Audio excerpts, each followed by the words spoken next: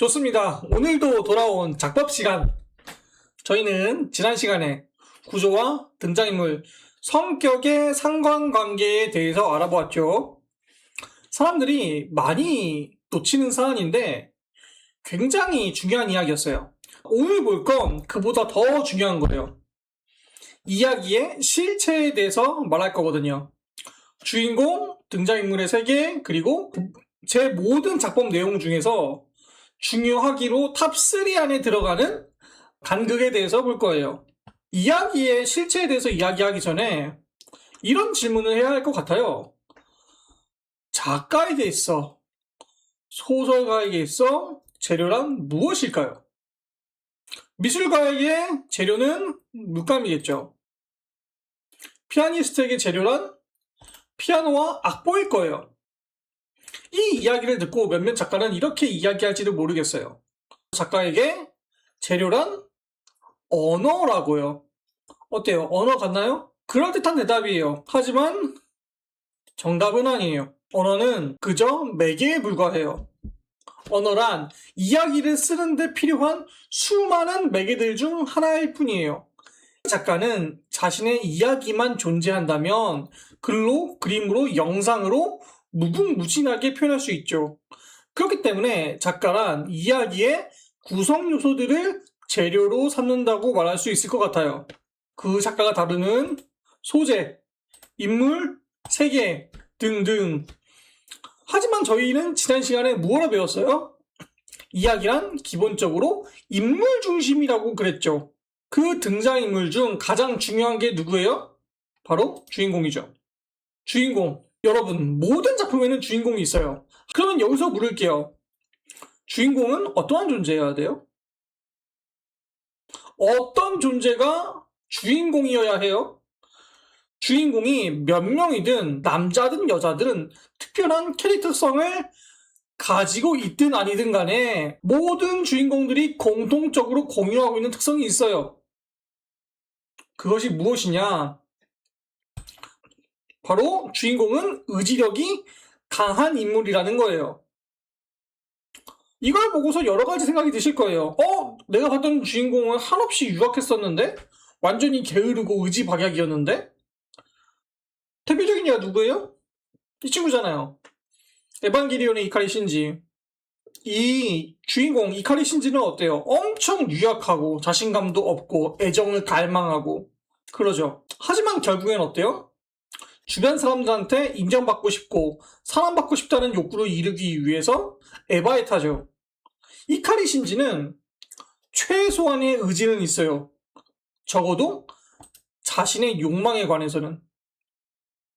이 말인즉 이야기 구조에서 이야기했던 돌이킬 수 없는 변화를 일으킬 때까지 자신의 욕망을 유지해 나갈 정도는 된다는 말이에요. 주인공은 자신의 욕망에 있어서만큼은 의지력이 강해야 돼요. 주인공은 알았어. 그렇다면 주인공에게 어떤 욕망이 있어야 할까요? 이건 진짜 어려운 질문이에요.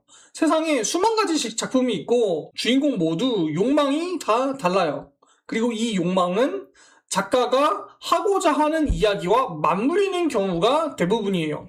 그렇기 때문에 주인공은 이러한 욕망이 있어야 돼 라고 말하는 것은 사실상 불가능해요. 그래서 우리는 기본적으로 욕망을 두 가지로 나눌 수 있어요. 그중 첫 번째가 무엇이냐? 바로 의식적 욕망이에요. 쉽게 말해서 여러분들이 주인공에게 너 원하는 게 뭐야? 이렇게 물었을 때 주인공이 대답하는 모든 것들이에요. 이 친구라면 너 뭘 원해? 라고 말했을 때 뭐라고 대답할까요? 나는 회종왕이 되고 싶어 이렇게 얘기하겠죠. 이 친구라면 뭐예요? 권투에서 이기는 것이라고 얘기하겠죠. 그건 캐릭터마다 달라요. 때론 의식적 욕망이 캐릭터를 만들기도 하고요. 외향적인 것이 될 수도 있고 내향적인 것이 될 수도 있어요. 어떤 경우든 간에 주인공은 반드시 자신이 무엇을 원하는지 알고 있으면서 간단하고 분명하고 의식적이기만 하면 돼요. 그런 욕망이면 충분해요. 하지만 주인공에겐 의식적인 욕망만 있는 게 아니에요. 바로 무의식적인 욕망도 있어요. 정말 대부분의 아주 매력적이고 기억에 남는 인물 같은 경우에는 의식적인 욕망뿐만 아니라 무의식적인 욕망 또한 갖고 있는 경우가 많죠. 대부분의 정말 매력적인 인물들은 항상 이 두 가지 욕망을 다 가지고 있어요. 대표적인 예가 바로 이제 배트맨이라든지 아이언맨이라든지 이런 캐릭터죠. 이 친구들은 어때요? 겉으로 보이는 행동과 다른 무의식적인 욕망이 심리 기저에 깔려 있어요. 이들이 자신의 무의식적인 욕망을 자각하고 있는 것은 아니지만 저희 독자들, 시청자들은 이 두 캐릭터들로부터 내적 갈등을 읽어내죠. 배트맨은 어떻게 읽어내요, 저희가? 어렸을 적에 부모님이 돌아가셨잖아요. 그래서 바로 그날 밤의 일을 반복하지 않고자 다른 아이들이 부모를 잃지 않도록 하게 만들죠. 희생자를 구하고 범죄를 막는 행동을 해요. 고담시를 구하면서 자신의 어린 시절을 구하려는 것처럼 행동해요. 아이언맨은 어때요? 스스로를 천재, 억만장자, 플레이보이, 박애주의자라고 이야기하고 다니잖아요. 하지만 일련의 사건들을 겪으면서 희생에 대한 불안과 실패를 용서받고 싶은 욕망, 좋은 아버지가 되고 싶다는 바람, 이런 내면적인 욕망들이 추동하면서 자신을 위해서만 살아가던 인물이 타인을 위해서 기꺼이 죽음을 맞이하는 그런 인물이 되죠. 이 두 사람은 무의식적 욕망을 자각하고 있는 것은 아니지만 사람들은 이 두 캐릭터들로부터 내적 갈등을 읽어내요. 복잡한 성격을 가진 주인공은 의식적 욕망과 무의식적인 욕망이 서로 갈등을 일으켜요. 좋아요. 그럼 모든 주인공이 욕망을 품고 있어. 그럼 그것만으로 충분할까요? 당연히 아니에요. 주인공은 반드시 그 욕망을 달성할 기회를 가져봐야 해요.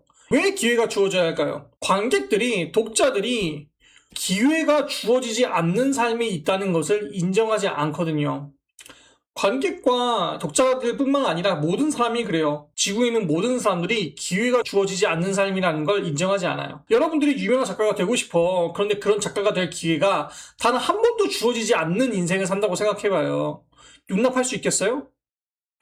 미국에서 좋아하는 이야기가 뭐예요? 재능은 있지만 단 한 번도 기회를 얻지 못한 이가 오랜 인고의 시간 끝에 기회를 얻고 성공한다. 그런 스토리잖아요. 대표적인 인물이 누구예요? 바로 수잔 보일과 폴 포치죠. 두 사람 다 이제 브리튼즈 갓 탤런트에 출연해서 1학 스타덤에 올랐죠. 지금까지도 왕성하게 활동하고 있다고 해요. 이 두 사람의 가창력도 가창력이지만 이들의 드라마, 이들이 살아왔던 서사, 그리고 지금 이 순간까지 그 서사에 사람들이 환장을 했어요. 수잔 보일은 어땠어요? 여기 있는 아주머니. 근근히 살아가는 지역 가수였잖아요. 중간에는 노래 활동을 아예 그만두기로 했었어요. 폴포츠는 어때요? 가난한 집안 출신의 왕따에 암도 걸리고 휴대전화 외판원을 하다가 이제 인생 역전에 들어간 거잖아요. 이 폴포츠가 했던 명대사가 뭐예요? 자신은 외로움을 달래기 위해서 노래를 불렀다. 이렇게 얘기하잖아요.